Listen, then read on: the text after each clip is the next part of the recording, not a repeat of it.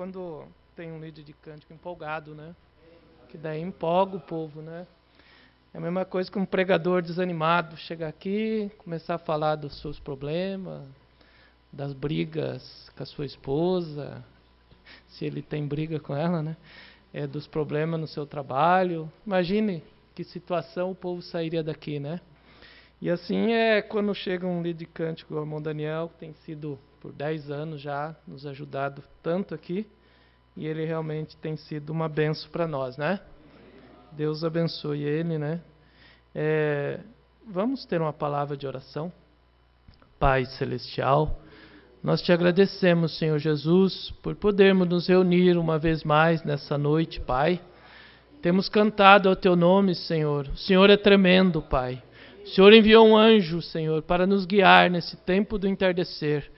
Um anjo poderoso, um anjo forte que tem descido, Pai, e tem vindo, Senhor, a um anjo terrestre para trazer a palavra, Pai, para nós. Muito obrigado, Senhor.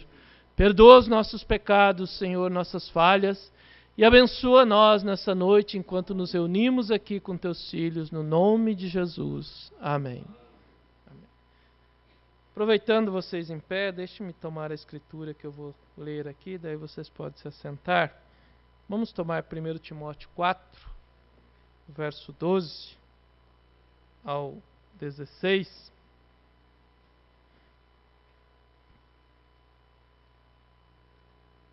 1 Timóteo 4, 12 ao 16.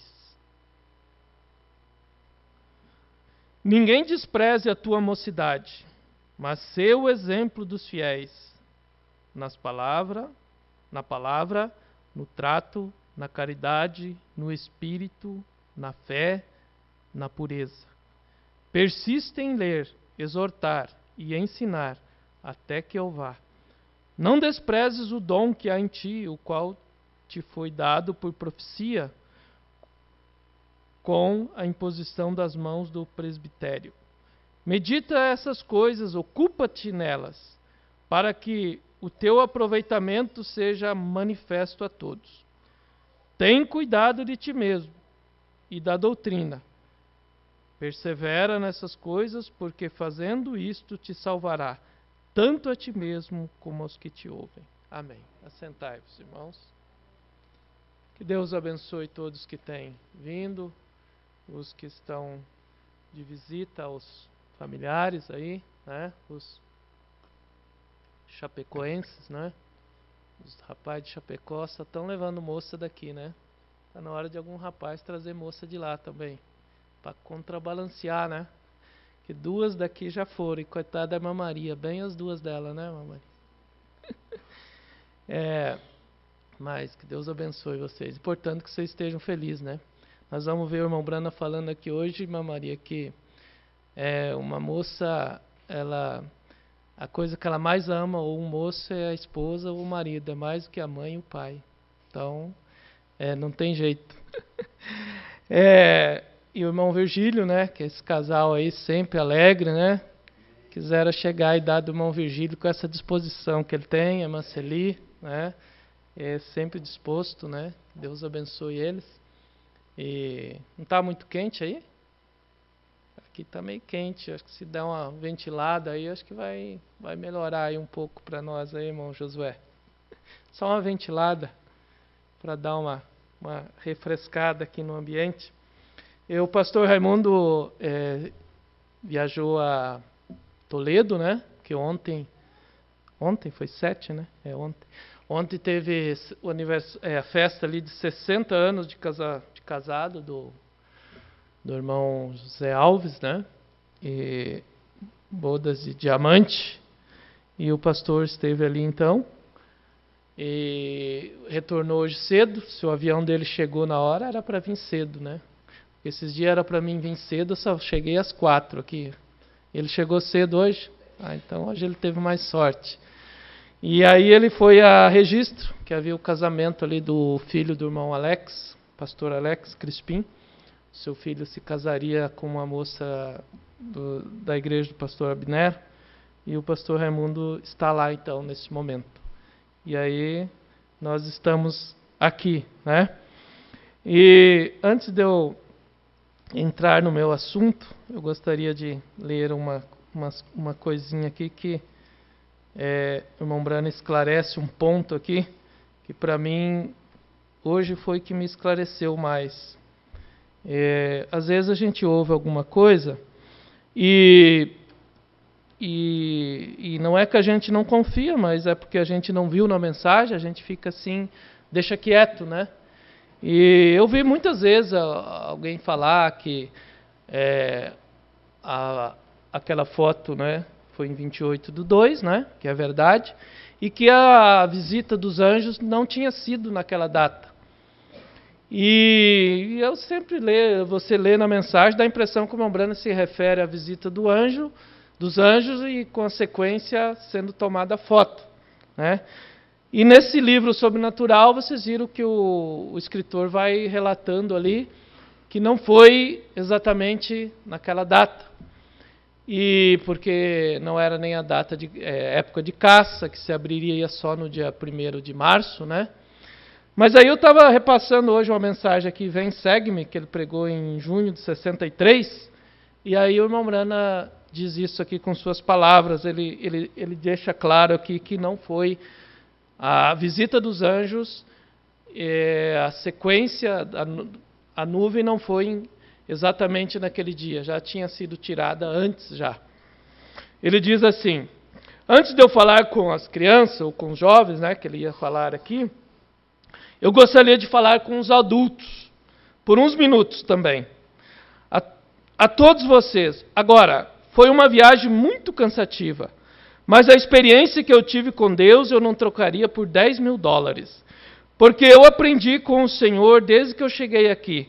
Eu, na verdade, creio que vim em completa obediência ao mandado do Todo-Poderoso. E eu espero que possa sempre permanecer assim. E há Quando eu estava para vir, uma coisa aconteceu. Foi uma visão. E eu estava em pé, acima de Tucson, quando uma explosão aconteceu. Bem, o irmão Fred estava lá quando isto aconteceu. E eles tiraram uma foto agora, você sabe, da nuvem no céu. Eu nunca tinha pensado muito a respeito dela.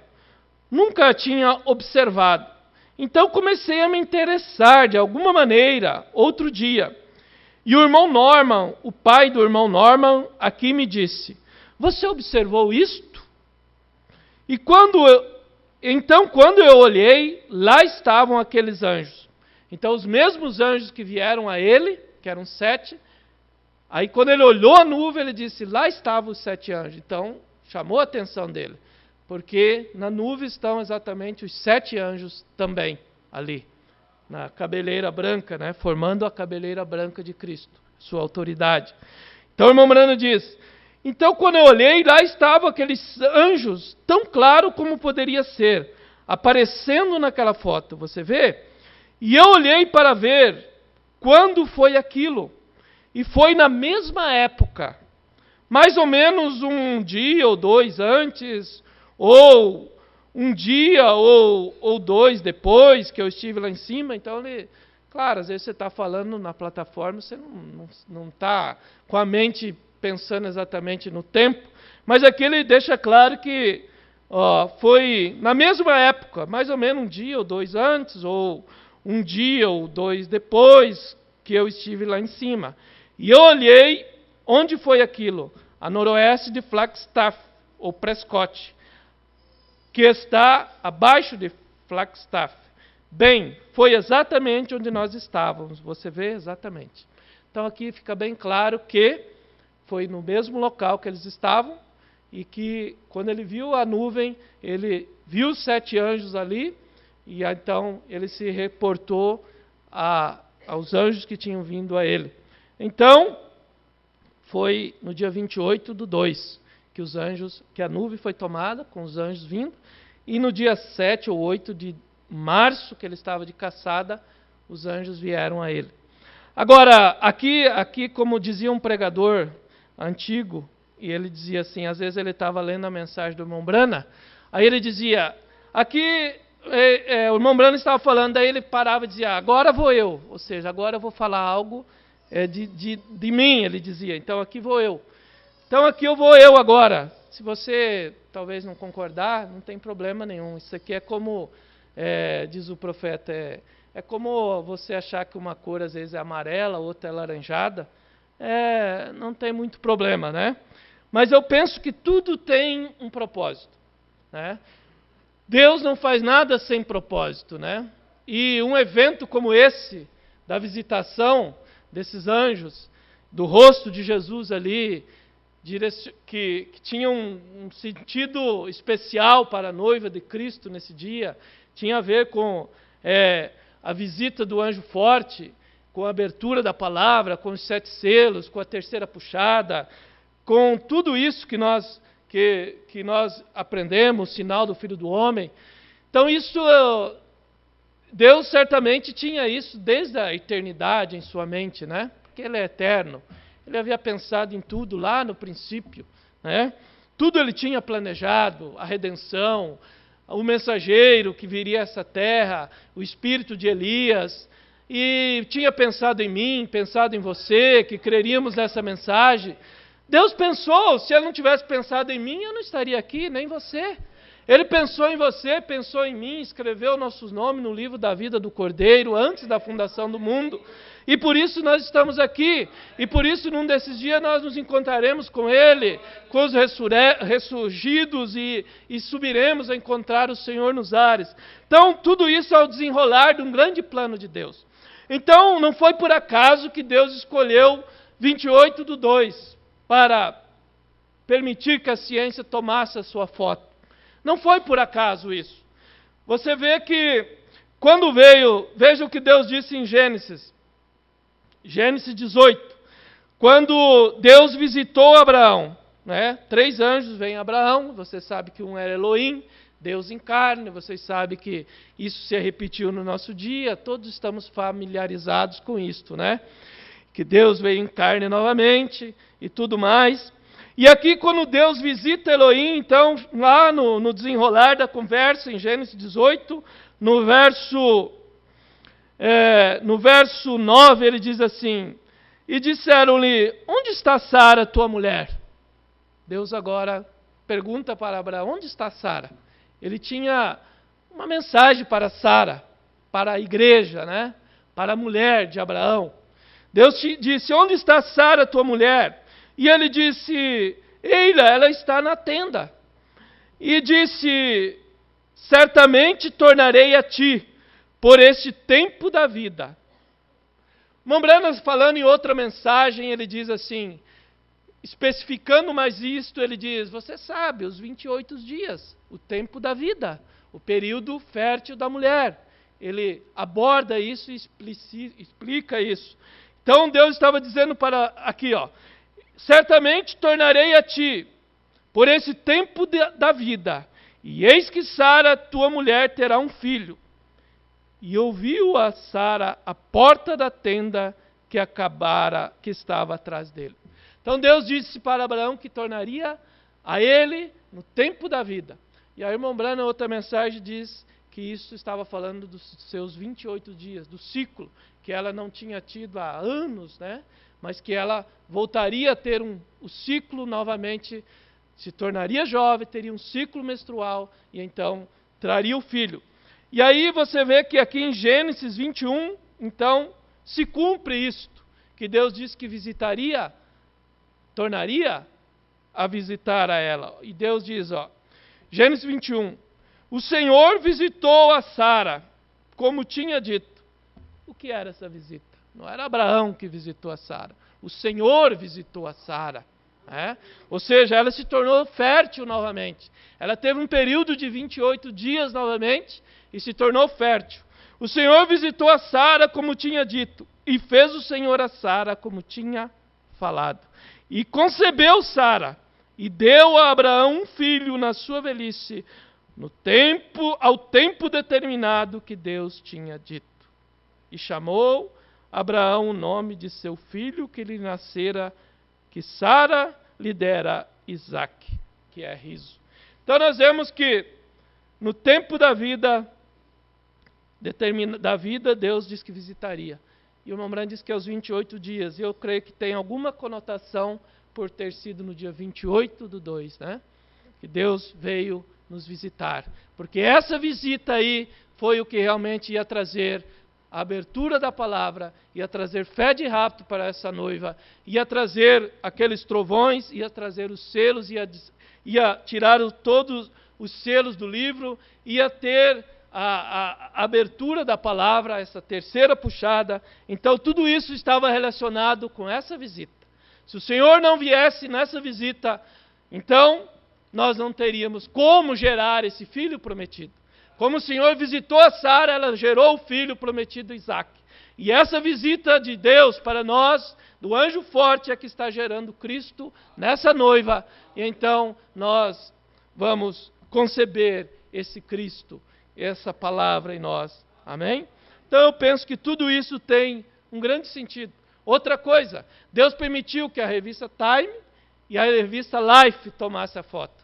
No tempo da vida. Time, vida. Time, tempo. Life, vida. No tempo da vida. Então eu penso que tudo isso não são causalidade. Eu penso que nós que temos mentes espirituais, nós vemos que Deus está por trás de todas estas coisas. Amém?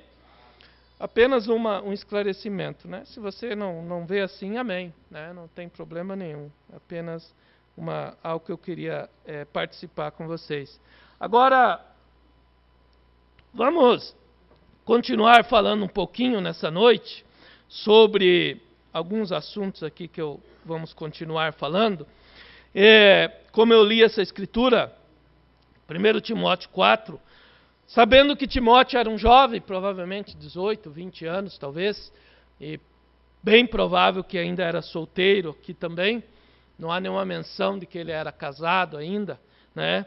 Por isso Paulo o aconselha a tratar as moças como irmãs, com todo respeito e tal, e Paulo vai lhe instruindo. Então tudo dá a entender que ele ainda era um jovem solteiro aqui nesse tempo. E então Paulo escreve para ele: tem cuidado de ti mesmo, né? Se ele fosse casado, Paulo não precisava se referir a ele dessa maneira, porque ele seria um homem já com a sua esposa, então não precisaria Paulo ter todo esse cuidado que ele tinha com Timóteo, né? Porque é como um pai, quando o seu filho se casa, ele já não tem mais preocupação.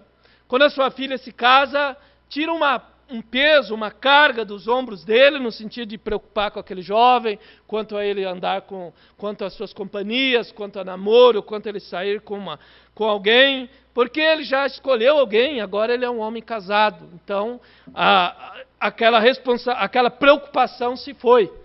E assim, então, Paulo estava preocupado com Timóteo. Por isso ele diz: tem cuidado de ti mesmo, né?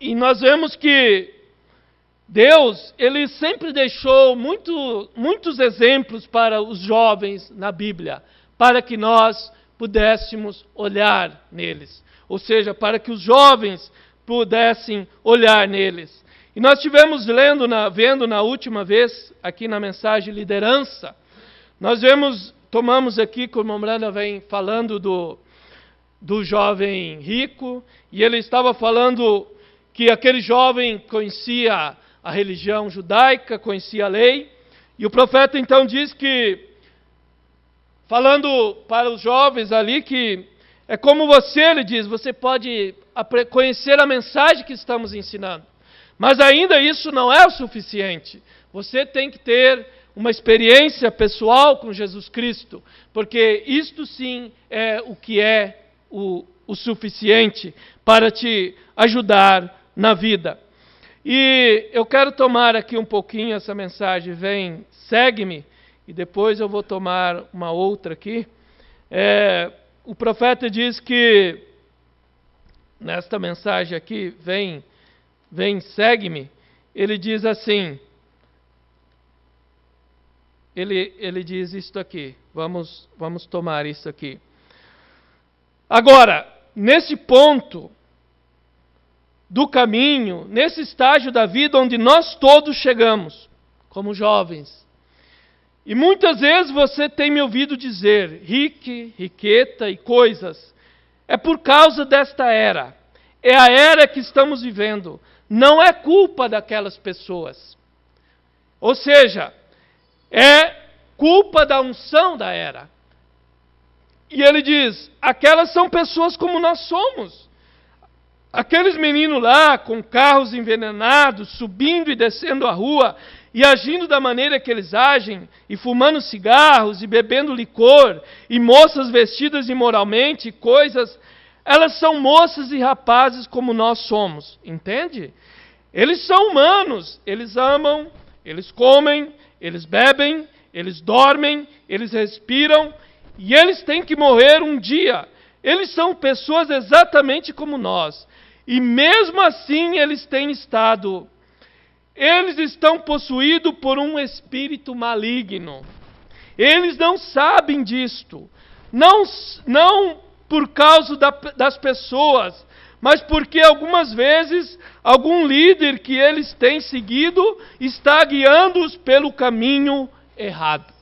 Então, isto é o porquê que a juventude está nessa condição caída. Por causa do espírito maligno que tem vindo sobre essa era. E eles, por não ter uma liderança correta para guiá-los ao caminho correto, então eles tomam este caminho. Mas são, como diz o irmão Brana, são pessoas como nós, têm os mesmos sentimentos, desejam ser felizes nessa vida. Apenas estão buscando a felicidade na fonte errada. Apenas estão buscando prazer na fonte que não pode lhes realmente satisfazer. Esta é a diferença. Porque há um vazio no coração desse jovem, dessa moça, desse moço. Todos têm um grande vazio. E todos procuram satisfazer esse vazio. Mas apenas por buscar na fonte errada, eles não podem encontrar realmente algo que os satisfaça. Você toma, por exemplo, esse feriado que estamos. Você viu que nunca se viu tanto veículos para descer para essas praias como se viu agora. Você passa horas para andar alguns quilômetros. Mas por quê? Principalmente os jovens. Eles vão para encontrar algum prazer, para encontrar alguma satisfação. E você vai os encontrar na segunda-feira em seus trabalhos, que realmente tudo que eles tiveram ali não os pôde satisfazer. Parece que momentaneamente parece que é algo que lhes dá algum prazer. Mas depois chega na segunda, você vai os encontrar que eles vão estar realmente deprimidos, com dívidas, e tudo aquilo simplesmente passou e não lhes pôde trazer realmente satisfação. Mas nós vemos por que estão procurando na fonte errada. Mas quando uma moça procura na fonte certa, que é em Cristo, então você pode ter bons momentos nessa vida. Você pode ter satisfação. Você pode encontrar algo que lhe dê prazer. E você pode ter aquilo, e aquilo não é apenas uma coisa passageira e momentânea. Você pode sair daquilo e ainda continuar tendo prazer e satisfação na tua vida. Porque você está buscando na fonte correta, que é a palavra de Deus. Essa é a fonte verdadeira. Então, por isso a Bíblia diz, como purificará o jovem o seu caminho? Observando conforme a lei do Senhor. Ali então ele vai encontrar realmente a verdadeira satisfação.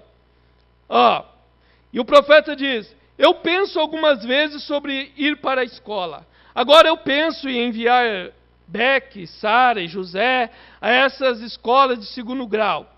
E coisas onde todas essas coisas estão acontecendo. E eu penso em tirá-los da escola e levá-los lá para as montanhas e criá-los lá em cima, como os índios vivem. Ou seja, separado de toda a civilização. Mas aqui está o que a coisa é. O que está dentro do menino é o que vai sair.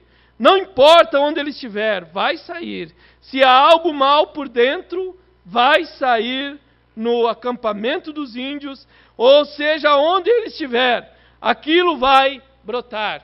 Ou seja, não adianta então tentar separar o jovem do mundo que vivemos. Isso não vai resolver. O que tem que se levar é aquele moço, aquela moça, aquele jovem a uma experiência com Cristo, com a palavra, ensinar ele a amar a Jesus, amar a palavra. Então aquilo é que vai trazer algo que vai mudar o seu interior. E aí sim vai lhe dar condição para encarar o mundo que nós estamos vivendo. Vê? Agora é o que você é agora, e provavelmente o que você será o resto da sua vida. Você está no momento de mudança. Você sabe de uma coisa? 86% das conversões a Jesus Cristo são feitas antes dos 21 anos de idade. Verdade? 86%. A maioria aqui conheceram a Jesus ainda antes, ou seja, na sua mocidade. A maioria aqui conheceu Jesus com 15, como eu, 14, 18, 20.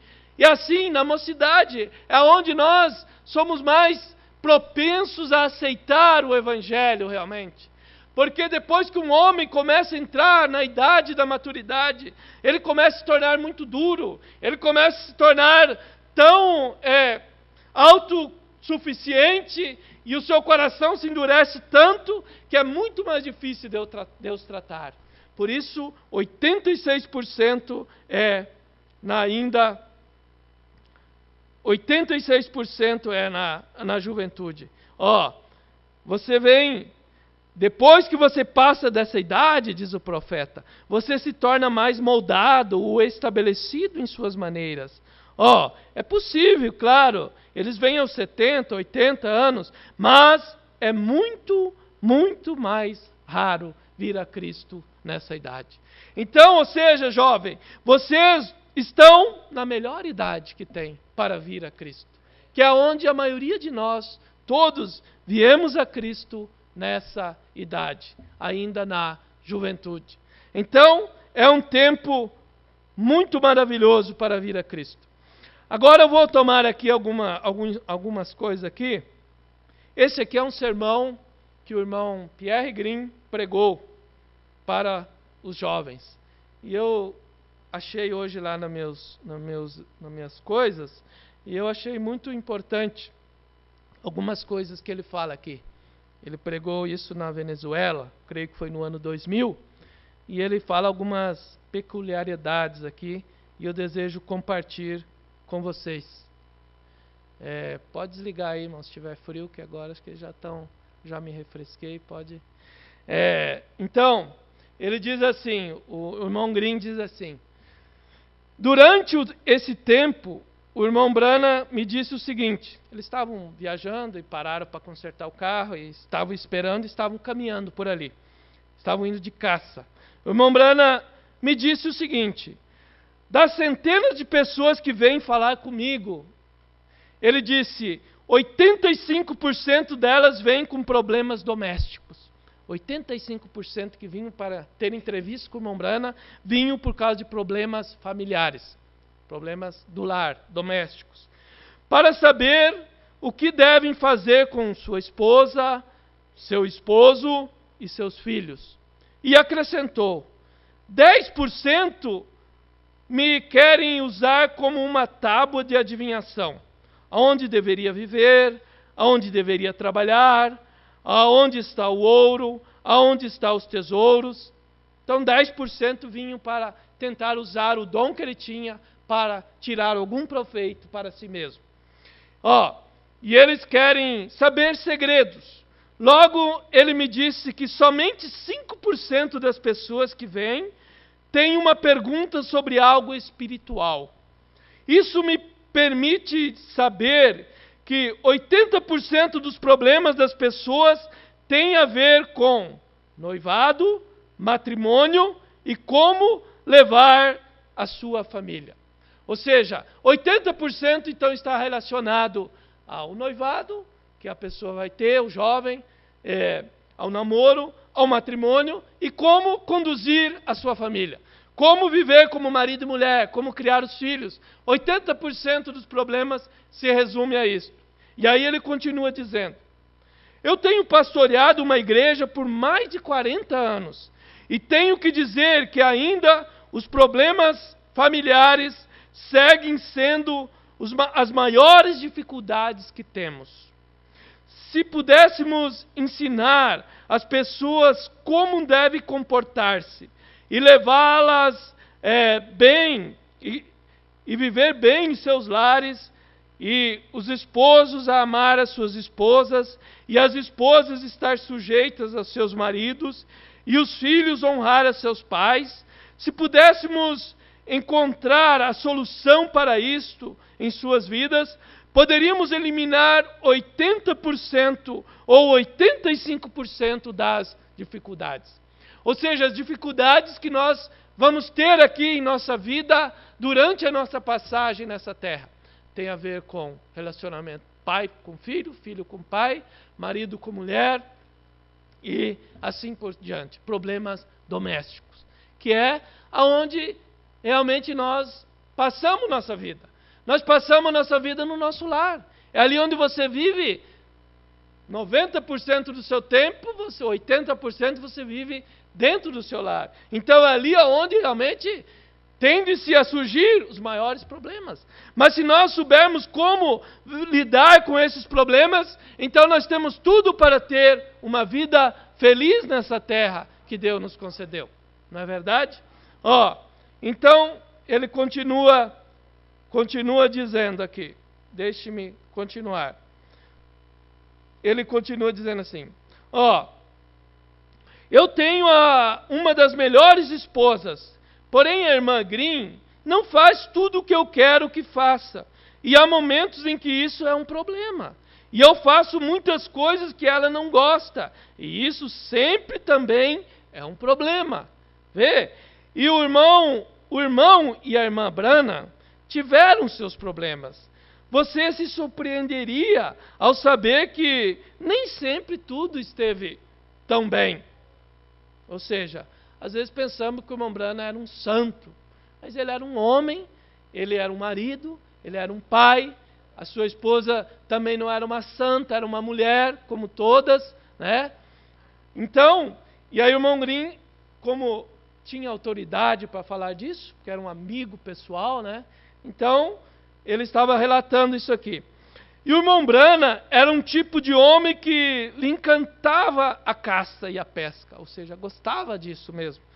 E nós saímos de caça e nós não nos banhávamos até por 2 semanas. 2 semanas sem tomar banho, caçando e pescando. Então, você ficar uns 3 dias sem tomar banho aí na pesca, não tem problema, né? O irmão Green diz: nós ficamos 2 semanas caçando e pescando, e nós saímos e não nos banhávamos, até por 2 semanas. E atuávamos como alguns homens. Porém, a irmã Meda Branham era tão aciada que se deixasse cair um pano de prato no chão, ela lavava antes de usá-lo outra vez. Era extremamente caprichosa, né? Era de origem alemã. Diz que a casa dela era um brinco. Tudo muito asseado. Ao ponto que se caísse o pano de prata, ela não usava. Lavava novamente para usar. E que se deixasse cair... E então, o irmão Branham, acabando de chegar da caça e do mato, ele entrava na casa... na casa limpa e havia problemas. E ele me disse, o irmão Branham me disse, eu nunca peguei uma camisa que não estivesse passada impecavelmente. E ele diz, eu tirava minha roupa suja e eu me banhava. O irmão Branham dizendo, e quando eu saía, ela já estava lavando essa roupa, que ele tinha acabado de tirar. Já estava lavando. E ele me disse uma vez, uma vez ele se levantou pela noite para ir ao banheiro, de madrugada, de manhã, e quando ele voltou, ela já estava fazendo a cama, arrumando. Apenas ele tinha se levantado e ela já estava arrumando a cama, ou seja, tudo tinha que ser muito ordenado, né? Então ele estava relatando aqui os problemas, né, familiares, domésticos, porque às vezes nós pensamos assim que um cristão e uma cristã não pode ter nenhum problema. Tem que ser um homem que nunca vai dizer um A para a mulher, e a mulher nunca vai dizer um A para ele. Mas não é assim, irmão. Nós não somos santos, nós não somos anjo, nós somos homem de carne e osso. Nós somos de sangue quente. A diferença é que uns têm um sangue mais quente, outros um pouco mais frio. Uns são mais agitados, outros são mais controlados. Mas é por natureza, é por nascimento. Não há nenhum mérito nisso. Não há nenhum mérito um homem ser calmo porque ele herdou aquilo do seu pai. Deus não olha aquilo. Não há nenhum desmérito em um homem ser agitado porque herdou aquilo do seu pai, seu avô, seu bisavô. Deus não olha aquilo. Deus olha o que está no coração do homem. Porque Deus trata com o homem interior. Deus não trata com esse homem exterior. Porque esse homem de fora, irmão, pode ter até caracteres daquela serpente lá. É verdade. As sementes se cruzaram. E você pode ter característica lá porque a coisa se hibridou. Então a coisa hoje é espiritual. Você pode ter alguma coisa aí que não seja muito agradável. Então, e não é isso que Deus olha. Mas Deus olha aquele homem, é aquela fé no coração, aquela semente predestinada que se submete à palavra de Deus e está cada dia buscando chegar mais perto de Cristo. É isso que Deus olha. Então, para cada um de nós, para os moços, para as moças, é isto que Deus olha. É o que está no seu coração. É os desejos de servir a Deus. Porque essa natureza de fora é terrível. Essa natureza de fora não é fácil de ser domada. É uma natureza terrível mesmo. E alguns têm mais dificuldades. Deixe-me dizer algo aqui, porque o irmão Brana diz numa mensagem. E ele usa palavras que se ele usa, eu posso usar, né? Então deixe-me usar algo aqui que vocês que leram a mensagem já ouviram. O irmão Brana diz, aqui nós estamos falando para os moços agora, para os jovens. O irmão Brana diz assim, às vezes um homem nasce nessa vida com um desejo sexual muito grande. Quantos já leram isso? Os leitores da mensagem aí, quantos já leram? E ele diz assim, e às vezes aquele homem sai na rua e ele vê essas striptease modernas, ele sempre vai estar em problema. Porque ele nasceu nessa vida aqui, o profeta diz, com uma natureza sexual muito forte. E então ele sai e vê essas striptease modernas, seminuas, e ele está sempre em problema com ele mesmo, ele tem mais luta com ele, o profeta estava dizendo. E então, às vezes, o moço, ele tem mais luta consigo mesmo, porque ele herdou lá de trás essa parte masculina, carnal, o moço, a moça. Por que algumas moças com 15 anos são doidas para namorar? E outras não estão nem aí. Não é que ela quer. É porque ela herdou, ou da mãe, ou do avô, ou do pai. Ela herdou algo que a natureza dela se aflora antes do que os outros. E tem uma natureza mais forte sexualmente do que outros. E assim é o jovem também. Então, por isso você vê meninas, às vezes, com 15 anos são doidas para namorar. E outras não. Você vê meninos com 16, 17, 18, doidos para casar. Outros não. Então, por quê? Porque é a parte externa. E então, aí você vê outros que têm mais tentação. Por quê? Porque o profeta diz que tem uma natureza carnal mais forte do que o outro.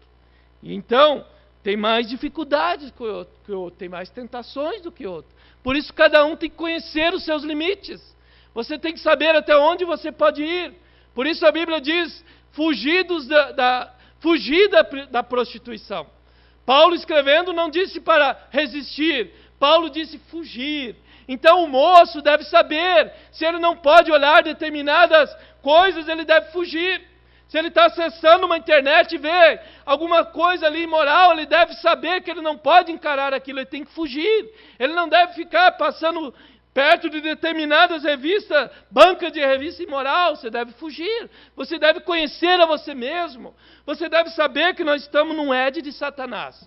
e Deus nos colocou para viver aqui. Não tem como evitar. O profeta diz assim, os shorts não tem como barrar, vai cada vez piorar mais. A imoralidade vai aumentar, o nudismo vai aumentar, isso vai piorar. Simplesmente vai piorar a cada dia, não tem como evitar. A coisa é saber como nós podemos vencer a isso. E você só pode vencer quando você começa a se conhecer a você mesmo. Você sabe qual é o teu limite, então você sabe como fugir. Não é isso que a Bíblia diz de Jó. A Bíblia diz que Jó desviava-se do mal. E quando Jó, num determinado lugar, você encontra Jó passando por aquele sofrimento, e ele diz, Senhor, se os meus olhos se desviaram para olhar alguma virgem algum dia, ou seja, se eu tive algum olhar errado, ele estava querendo sondar a sua vida, para ver se porventura ele tinha falhado em algum lugar. Então, a Bíblia diz que Jó desviava-se do mal. Então, a única maneira é o jovem, é o velho, é cada um conhecer os seus limites e saber até onde você pode ir. É por isso que o irmão Brana diz, você simplesmente mantenha-se longe das mulheres. Você chega e diz, Deus te abençoe, irmã. E é isso tudo que você tem que fazer. Né? É assim que deve ser. Eu trabalho ali no fórum e às vezes eu vejo, tem algumas mulheres que você vê que elas são mais cautelosas, e você vê que elas são advogadas, e elas vão cumprimentar o seu cliente, e eu observo que ela estende a mão assim, já de uma maneira mais longe, para não haver liberdade, porque sabe que hoje é beijo e todo esse costume. E eu observo algumas que são mais cautelosas, estende a mão assim já para manter um distanciamento. Ou seja, ela está se cuidando. Talvez ela é uma mulher casada, não sei, mas ela está se protegendo. Então, cada um deve saber os seus limites, deve saber como se proteger. Porque é isso que o irmão Branda diz. Mantenha-te longe das mulheres, cumprimente, Deus te abençoe, minha irmã, e fique por ali. E é por isso que ele diz que um homem nunca deve entrar numa casa quando a mulher está sozinha. Por quê? O homem deve saber os seus limites. O profeta diz, não importa quão santo um homem seja, quão cheio do Espírito Santo. E aí ele se coloca ele, porque não havia nenhum homem cheio do Espírito Santo igual o William Brana nessa era. Nenhum homem que teve tanta espiritualidade como ele. Não houve um homem que viveu, ele diz, mas não importa quão santo um homem seja. Se ele se aproximar de uma mulher, e se ele abraçar uma mulher, ele vai sentir alguma coisa, porque ele é homem. Então, ele estava nos ensinando como nós devemos nos atuar. Não é maravilhoso, irmão, ter um profeta? Não é maravilhoso ter um homem que nos ensinou os pormenores da vida? Tudo os pormenores ele nos ensinou. Então, hoje nós só vamos cair se nós não colocarmos atenção. O moço só vai cair se ele não vigiar. Se ele começar a acessar imoralidade, se ele quer ir à internet, se ele quer a vulgaridade, se ele vai achar. Mas se ele teme ao Senhor, então ele vai se desviar dessas coisas. Então o que nós temos que levar aos nossos filhos é dizer, Senhor, coloque o temor do Senhor no coração dele. Que se o temor do Senhor estiver no coração de um jovem, então quando algo mal vir, então ele vai simplesmente se afastar daquilo. O irmão Green relata aqui na frente, ele esteve na Finlândia, dando uma palestra para os jovens, e então ele estava falando sobre beijos. E ele estava dizendo como o jovem não deve se beijar antes de se casar, que isso é um adultério potencial, todos nós sabemos isso. E então ele usa um termo que ele achou para colocar e falar, ele diz assim, você sabia que quando um homem beija uma moça, uma mulher, há milhares de bactérias ali que se entram em contato com o outro. E ele disse que falou aquilo. E ele disse que ele passou anos depois, ele voltou na Finlândia, e muitos jovens daqueles casados vieram e disseram para ele que quando eles tiveram alguma tentação de beijar uma moça ou beijar um moço, eles lembravam do que o irmão Green tinha falado sobre as bactérias que há, e então aquilo ajudava eles a se afastar daquilo. Então, ou seja, então Deus sempre está vacinando a todos nós, os homens, as mulheres, os jovens. Então aqui falando diretamente aos jovens, então vocês devem saber os limites que cada um pode ir. E então vocês vão purificar o seu caminho observando a lei do Senhor, né? Observando a palavra. Agora,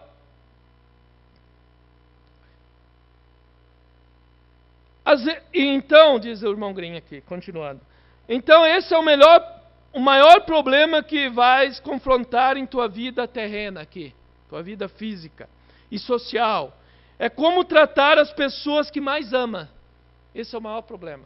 Porque aquele que nós mais amamos são as pessoas que nós convivemos mais perto, e então onde nós temos mais tendência também de nos ofendermos. Não é verdade? Porque às vezes a pessoa diz assim, a mulher às vezes diz assim, o marido nunca ofende a outra pessoa. Claro, ele não convive com ela todo dia. Vai conviver todo dia. Vou eu estar todo dia lá na casa do irmão Elismar, vai chegar uma hora que vai desgastar.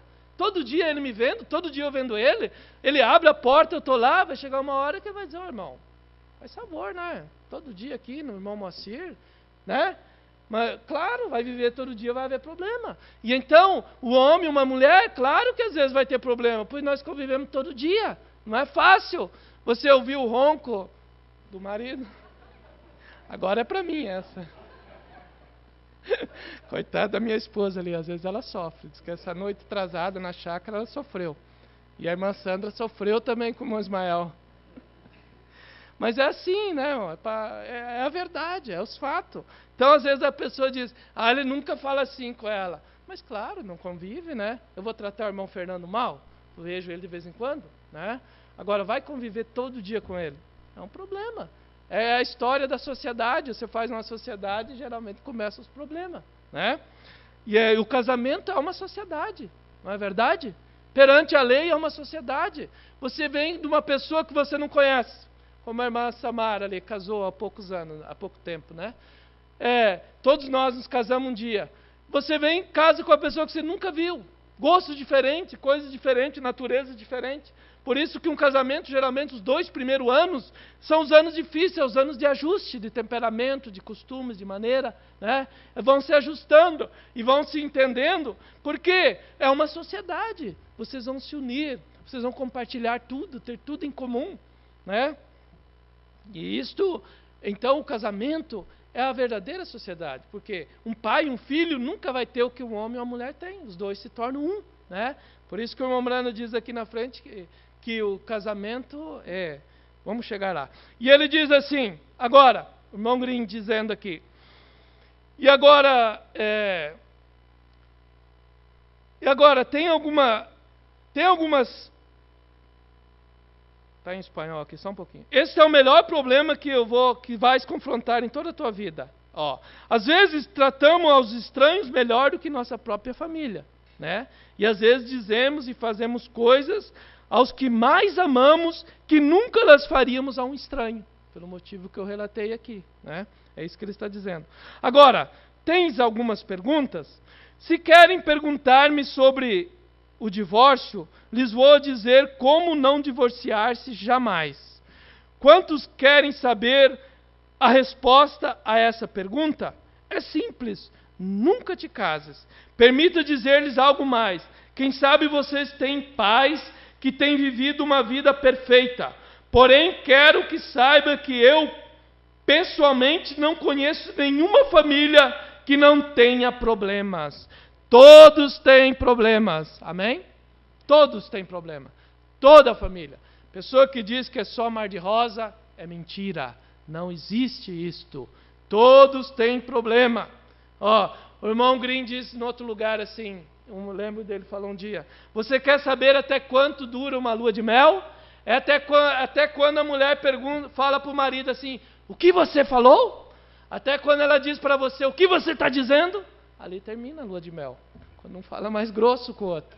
É até ali que vai a lua de mel, né? E não vai muito tempo não, às vezes vai dias só, né?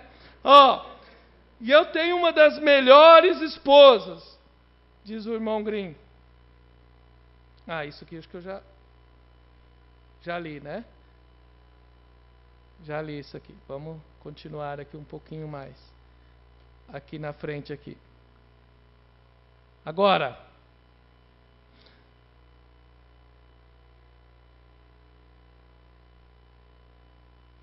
às vezes tem uma ideia de que tem uma concepção que os demais têm vida perfeitas. E também nós tomamos a ideia de que as igrejas... porém, eu não conheço nenhuma igreja que não tenha problema. Amém? Toda igreja tem problema. Por quê? Porque há muitas pessoas, né? E todos têm problema, né? E há muitas famílias. As únicas famílias ou igrejas que não têm problemas são as que tu não conheces, nem sabes porque o que estão passando. As que tu conheces, igual a nossa aqui, tem problemas. Sim, isso é o que eu tenho encontrado. Quando o marido vem à mulher e diz: se tu fazes isto, eu faço isto. E ela diz: se tu fazes isto, eu faço aquilo. E se cria um círculo vicioso que não podes romper. Alguém tem que parar e dizer: eu faço o que está correto, sem importar o que tu faças. Aí vai começar a resolver os problemas. Enquanto um vai querer estar respondendo à altura, é assim que vai resolver os problemas. Eu faço o que está correto, sem importar o que você faça. E rompe esse círculo vicioso em sua própria vida. Tem que ser o mesmo. Faça o que é correto e que Deus se encarregue do demais. Tu não te comprometas com nada. Faça o correto e que Deus lide com o demais. Eu vou te ensinar isso nas Escrituras. Uma vez Jesus Cristo disse algo aos seus discípulos: alguns dos que estão aqui não provarão a morte até que hajam visto ao Filho do Homem vindo em seu reino. Mateus 16, 28. E os discípulos começaram a razoar entre eles, e naquele tempo, João, o discípulo tinha entre 14, 16 ou 17 anos, era jovem, né? Talvez 18. Pedro era o mais velho, tinha uns 45. Assim que arrazoaram e disseram: tem que estar falando de João. E disseram a todo mundo, porque ele era o mais novo, que João não ia morrer até que não visse o reino de Deus. Não viesse o reino de Deus. E Jesus Cristo teve que dizer: se eu quero que ele fique até que eu venha, que te importa a ti? Segue-me, tu. Sucede o mesmo com nossas vidas. Quando o outro não quer viver bem, isto é uma razão para que nós vivamos mal. O outro não quer viver bem? Então você viva bem. Se o outro não quer viver bem, seja você o que viva bem. Crie uma atmosfera boa. E então, aquela atmosfera boa vai contagiar e vai vencer, porque o bem sempre vence o mal. Não é verdade? Por isso, quando um irmão veio ao irmão Brana um dia e disse: irmão Brana, eu tenho uma mulher e ela é terrível. E eu sou um pentecostal, e eu falo em língua, e ela começa a rir de mim, e eu tenho vontade de pegar ela e expulsar aquele demônio dela. E o irmão Brana disse: não, irmão, você nunca vai vencer ela assim. Seja um homem amoroso, trate ela com carinho, não faça dessa maneira. E depois de um tempo ele voltou e disse: irmão Brana, minha mulher mudou, meu lar mudou. Por quê? Porque ele estava agindo da maneira correta. Quando o irmão Brana disse para ele: faça assim, seja amoroso, seja um cristão, e então você vai conseguir vencer aquela atmosfera errada. E é assim em toda a vida. É como você vai conseguir vencer o mal, é com o bem, né? É a maneira de você vencer. E então, isso não é uma razão para que nós vivamos mal. Agora, falando de noivado e matrimônio, a Bíblia nos ensina que há coisas que devemos obedecer para viver bem, para estar bem. Eu quero mostrar-te algo como devemos viver para vivermos bem, porque todos nós queremos viver bem, não é verdade? O marido quer viver bem com a esposa, o filho quer viver bem com a mãe, vice-versa. Todos queremos viver bem. Moisés nos deu uns mandamentos e diz: um dos mandamentos de Moisés foi: não cometerás adultério. Este é um mandamento de Deus. Então, para viver bem, moça, para viver bem, nunca cometa fornicação. Você que é solteiro, nunca cometa fornicação. E o marido nunca cometa adultério. E a mulher. então ali você vai viver bem. Porque, irmão, quando um jovem comete fornicação uma vez, então é muito mais fácil ele cometer a segunda vez. Quando ele mente uma vez, é mais fácil mentir a segunda. E assim por diante. Quando ele acessa a pornografia uma vez, é muito mais fácil ele se tornar escravo daquele demônio. Então, jovem, nunca acesse páginas pornográficas uma vez. Fuja disso. Nunca cometa fornicação, fuja disso. Nunca beije uma moça uma vez, fuja disso. Porque é muito mais fácil você vencer a segunda vez. Porque se você cair uma vez, o diabo vai te tentar fortemente, vai te levar mais fácil a cair a segunda vez. E o homem nunca comete adultério uma vez. Você vê histórias de pessoas casadas que cometem adultério uma vez. Dificilmente ele fica naquela vez. Aquilo se torna um costume para o homem e para a mulher. E destroça toda a sua vida. Então, por isso Deus disse, não cometerás adultério. Foi algo que Deus foi taxativo. É um mandamento. E para o jovem, é não cometa fornicação.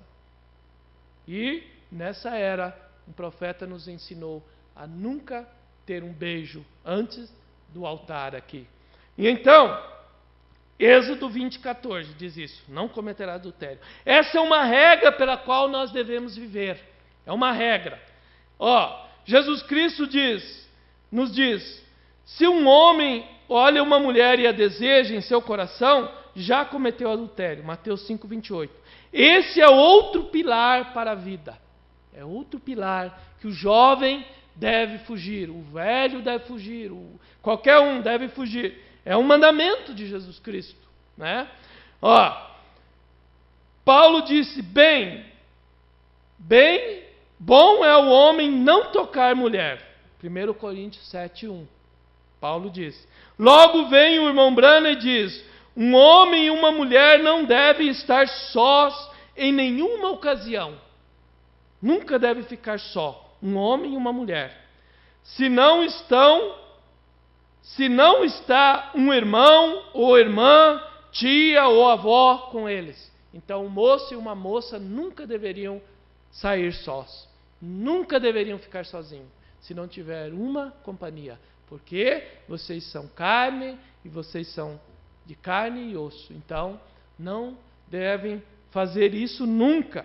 O irmão Branham diz isto, porque há um grande perigo nisto.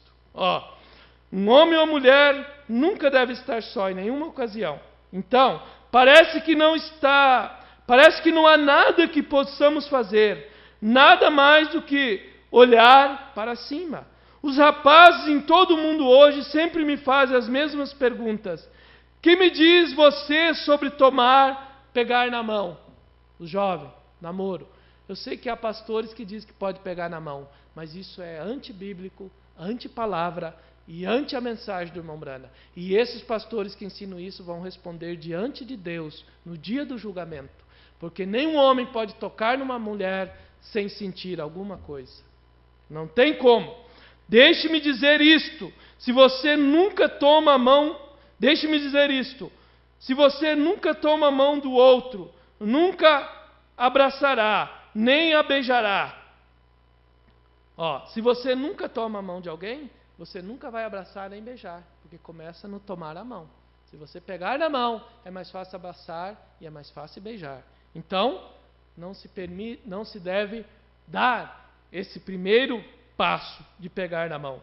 Faz 30 anos eu disse aos jovens da Nova Zelândia, esse que eu falei antes, eles ainda se lembram que beijar é algo desasseado. Recorde, diz que cada vez que você beija uma pessoa se pode transmitir 32 mil germes. E eu digo que se um homem beija a sua esposa, passa 32 mil germes e recebe 32 mil germes. Que boa forma de morrer. Agora, os rapazes da Nova Zelândia se lembram disso e me dizem que quando têm desejo de beijar alguém e não estão casados, o Espírito Santo os lembra e muitos têm sido livres desses problemas pelo Espírito Santo. Tu não podes confiar em tua carne. Este é o mundo em que vives hoje em dia. E não há nada moral, não há parâmetros E se você não tem cuidado, o diabo pode vir e te coloca em problemas antes que você se dê conta. Irmão, o que devemos fazer é esperar até estar certo. O certo é que esta é a mulher e esse é o homem que Deus quer que você tenha. Aí sim, você deve esperar até isto. E então, aí vocês vão poder ter essas liberdades. E o irmão Branham diz que a moralidade dos pagãos estava por cima da nossa, porque os pais daqueles a quem nós, os cristãos, chamamos pagãos, eles escolhem o casal para seus filhos. Agora, nós, os cristãos, dizemos, isso não. Porém, eu quero que saibam que entre eles não há divórcios, porque divorciar-se do casal que seus pais escolheram para eles é uma reprovação que jamais pensariam em fazê-lo. Então, isso está impregnado na cultura deles. E isto é algo que é um absoluto para eles, porque isto vem milenarmente para eles, né? E então, eles passam por um processo para eleger a esposa ou o esposo para seus filhos. E muitos os escolhem antes que seus filhos nasçam. Dos pais cujos filhos têm crescido juntos e se reúnem e dizem, eu quero que teu filho seja para minha filha. E quando crescem, já não estão, e se esperam que se casam. Esperam até casar-se. Porém, muitas vezes, nunca se tem visto até o dia do casamento. Veja, que então já não se casam por atração física, senão que se casam para ter um companheiro. Então, é a cultura deles. Não é, por isso que não dá errado. Eles não se casam por atração física, se casam para ter um companheiro. E então, é por isso que não há divórcio entre eles, onde as tribos escolhem os filhos, os casais ali, os casamentos. Eu quero que saibam que esse olhar e essa beleza é simplesmente superficial.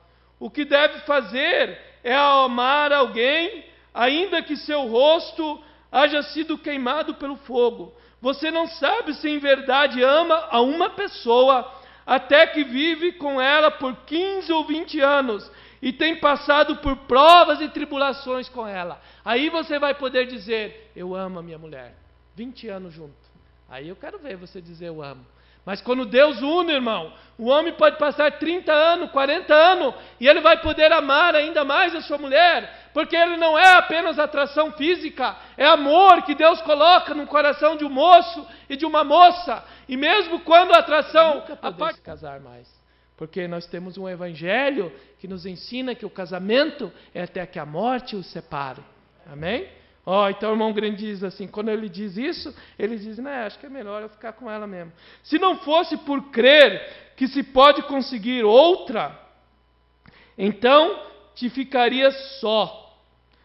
Se não fosse por crer que se pode conseguir outra, então te ficaria só. Porém, neste mundo em que vivemos hoje, podes ter quantas queiras, todos os anos uma diferente. Não te tens que casar, vivem juntos e não há nenhuma estabilidade. Então isso é os dias de Noé. Os homens tomaram tantas quantos as escolheram e viveram como amantes livres, diz o profeta. E aquilo trouxe o juízo. Então, é por isso que o juízo está na iminência de cair, porque a moralidade se foi. Vamos ver se tem mais algo aqui. Acho que o tempo já se foi, né? Já tenho passado aqui bastante tempo já. Nossa, o tempo voou. Só aqui.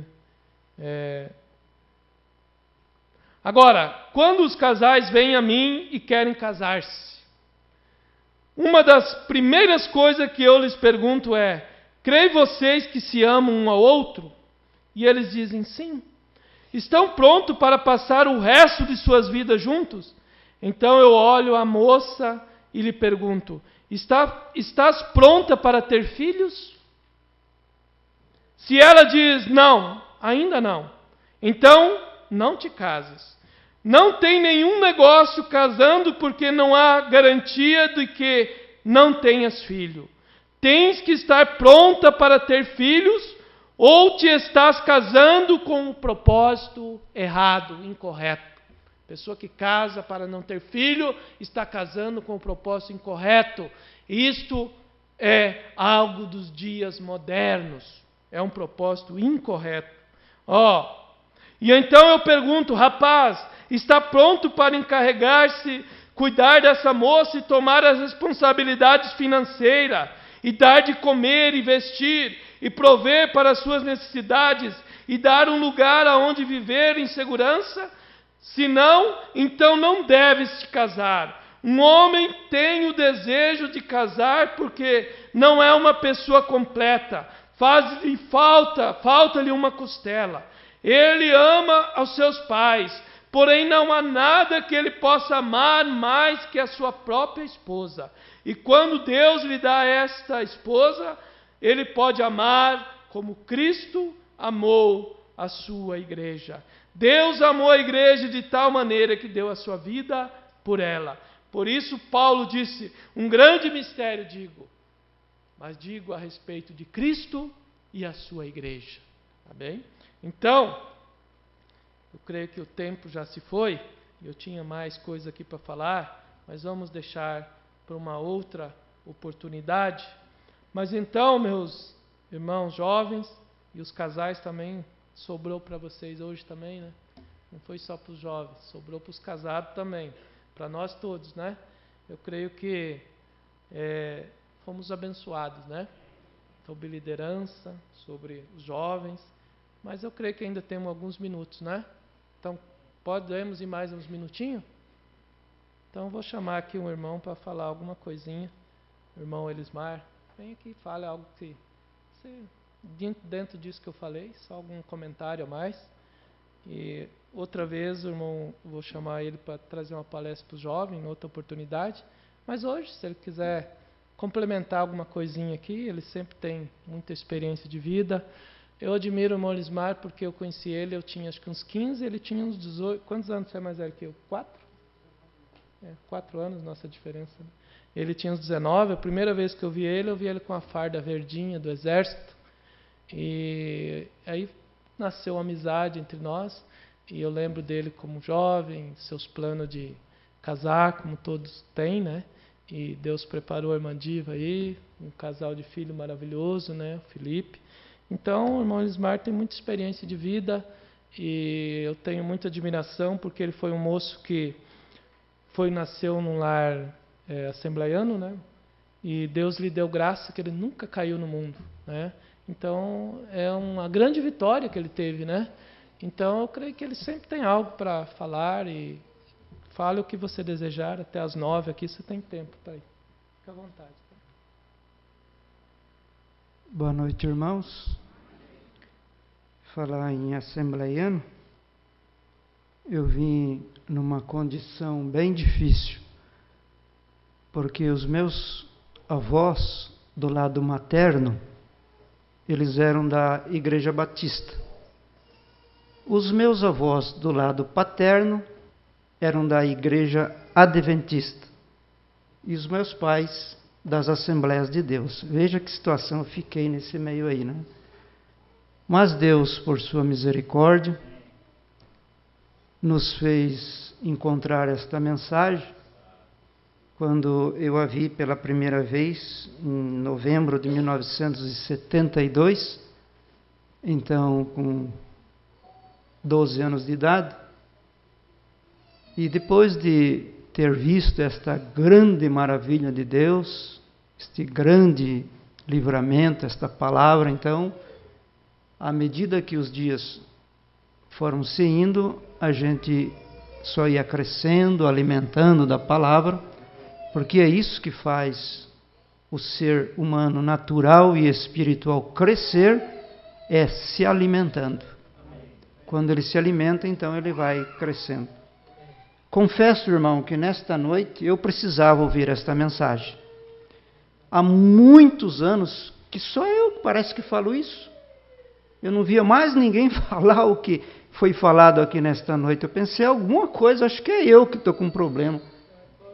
Né? E nesta noite, eu ouvi o que eu precisava ouvir. Porque esta é a verdadeira mensagem para jovens. Né? Porque o profeta, ele diz que os jovens, eles são o futuro da igreja. E eu usei essa expressão assim: se você quer saber o rosto da igreja do futuro, olhe os jovens de hoje. Que essa é a igreja do futuro. Como eles estão sendo ensinados? Como que eles estão se esforçando? Quando estava falando sobre esta mensagem, a respeito deste jovem, que foi falado no culto passado, e agora na mesma sequência, vem e segue-me, pregado pelo pastor Pierre Green. Então, se vocês observarem dentro desta mensagem deste jovem rico, que Jesus o amou tanto, ao ponto dele só falava assim para ele: não faça isso, não adultere, não faça isso, não. Aí chegou num momento, ele deixou, Jesus não disse mais não para ele. Ele diz: mas tem uma coisa, eu não vou te dizer mais não, eu vou dizer para você: vende, se desfaz. Porque vender é se desfazer de alguma coisa. Aí é que mexeu com aquele moço. Porque desfazer significa renunciar. E renúncia é a coisa mais difícil que tem para uma pessoa.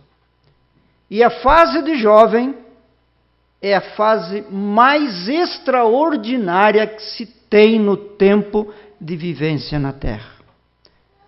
O jovem pode se divertir? Pode. O jovem pode rir? Pode rir. O jovem pode brincar? Pode brincar. O jovem pode ter sonhos? O jovem pode ter sonhos. Mas ele tem que se lembrar de uma coisa, de uma diferença, de que ele não é apenas um jovem, mas ele é um jovem cristão. Então daí isso faz a diferença. E na hora que Jesus disse: não, você agora vende, quer dizer, você se desfaz disso. Isso está prejudicando você, jovem rico, né? Se ele falasse em uma linguagem mais clara: jovem rico, agora eu falei tanto não para você, né?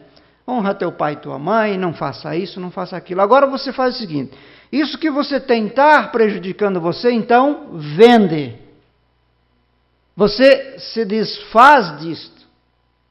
Só que para ter uma renúncia precisa de uma palavrinha.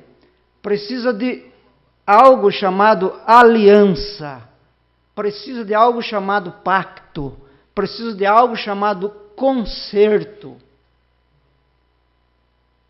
Conta-se numa fábula que à margem de um grande rio, olhou para a margem de outro rio e disse assim: sabe, margem do outro lado do rio, eu e você somos um. E a margem do outro lado do rio ficou escutando. Ele sabe por que nós somos um?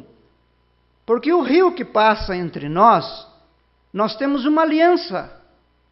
E este rio então liga você a mim e nós somos um. Lá de cima vi uma grande ponte olhando para baixo, ouvindo aquelas duas margens conversar uma com a outra. Aquela enorme ponte que era um cartão postal daquela cidade, olhou assim: mas eu também ligo as duas margens. Aquilo parece que calou, tirou a inspiração daquela margem e ela disse: é verdade, você também liga uma margem à outra, mas tem uma coisa: você não canaliza a água. Aí está, canalizar esta mensagem, canalizar esta vida de cristão, aí vai fazer a diferença. Nesta aliança, que traz esta renúncia, então este jovem vai poder ter um pacto com nosso Senhor Jesus Cristo. Aí então todas estas coisas, estas preocupações, essas dores, essas dificuldades que um jovem passa, e pela qual o nosso Senhor também passou, para que ele pudesse sentir o que um jovem passa, ele pudesse passar, aí então ele pôde compreender melhor os jovens. E nesta noite, ele está aqui, porque diz essa escritura que foi lida no culto anterior. E Jesus amou aquele jovem. Jesus ama você, jovem.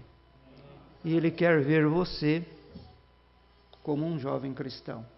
Um jovem da mensagem. Não um jovem religioso. Não um jovem de uma denominação. Não um jovem que tudo pode. Mas um que conhece e pode ser uma testemunha, um exemplo para o mundo lá fora. Amém? Que Deus abençoe vocês. Amém? O Monismar vai, oportunamente, ele vai trazer uma palestra para os jovens aí. Vocês gostariam de ouvi-lo? Os jovens querem ouvi-lo, irmão. Então, mais na frente, na sequência, ele vai trazer uma palestra aqui. Ele tem, como eu disse, experiência de vida, né? E nós temos que ouvir as pessoas que têm experiência, né? Porque as pessoas que têm experiência são importantes, né? Tudo na vida é experiência, irmão. Não adianta. Por que nós, quando somos jovens, agora, quando eu tinha meus 16, 18, a gente sempre, às vezes, questionava o pai. E, às vezes, meu pai falava, deixa, um dia você vai casar, um dia você vai ter filho, um dia você vai ver. E hoje eu estou vendo, realmente. Então, por isso é que a experiência, ela deve ser valorizada, né? Homens que têm experiência, vida cristãs, deve ser aceito como ajuda, né? Então, vocês, meus irmãos jovens, minhas irmãs jovens, né? Eu creio que vocês têm sido abençoados com esse culto, né? Amém? Então, nós vamos nos pôr de pé agora. Quer falar algo, irmão Virgílio? Que a irmã falou com o senhor aí, o senhor tem algo para falar? Não? Eu pensei que o senhor queria falar algo.